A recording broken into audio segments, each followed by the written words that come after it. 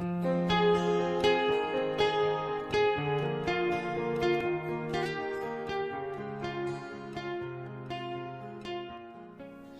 selamat pagi, saudara kekasih Tuhan. Kembali kita pagi hari ini dalam renungan pagi, dan kita akan membahas satu tema yang disebut dengan setia atau mungkin kesetiaan.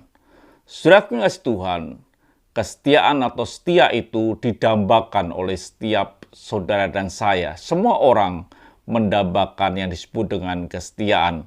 Apalagi kalau saudara ini sudah berkeluarga, pasti saudara mendambakan akan yang disebut dengan kesetiaan dari pasangan saudara.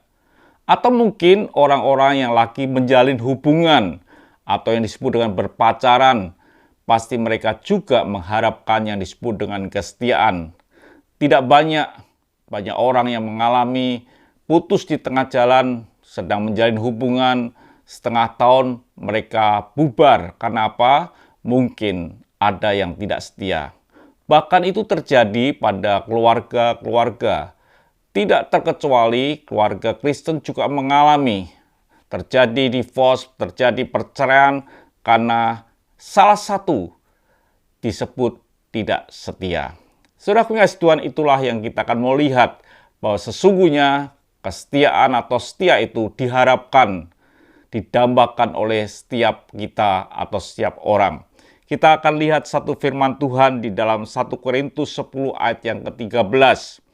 Pencobaan-pencobaan yang kamu alami ialah pencobaan-pencobaan biasa yang tidak melebihi kekuatan manusia. Sebab Allah setia, dan karena itu Ia tidak akan membiarkan kamu dicobai melampaui kekuatanmu. Pada waktu kamu dicobai, Ia akan memberikan kepadamu jalan keluar sehingga kamu dapat menanggungnya. Yang menarik di sini, kita tidak membahas tentang pencobaannya. Kita melihat sebab Allah setia. Jadi setia itu merupakan salah satu sifat daripada Tuhan, sifat daripada Allah itu sendiri. Dan itulah yang luar biasa. Ketika kita ini setia, kita ini adalah orang-orangnya Tuhan. Saudara kekasih Tuhan, apa itu setia? Setia adalah orang yang bisa dipercaya, itu orang yang setia. Orang yang setia adalah orang yang dapat dipercaya. Saudaraku yang kasih Tuhan, kalau saudara ini orang yang setia, pastilah saudara orang yang bisa dipercaya.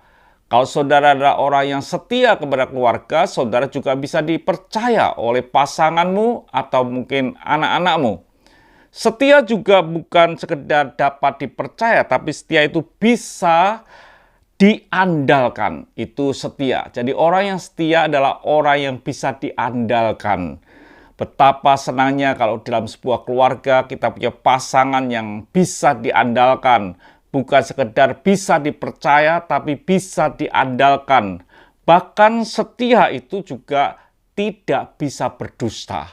Jadi betapa luar biasanya kalau kita ini punya pasangan kita bisa dipercaya, dapat diandalkan, bahkan tidak berdusta. Jadi saudaraku kasih Tuhan, dalam hidup ini, setiap pasti kita mendambakan yang disebut dengan kesetiaan atau setia. Dan itulah yang kita akan membahas sedikit di hari-hari mendatang. Tuhan memberkati, mari kita berdoa. Terima kasih Bapa, biarlah kami boleh belajar sebagian firman-Mu sedikit tentang yang disebut dengan setia. Haleluya. Amin.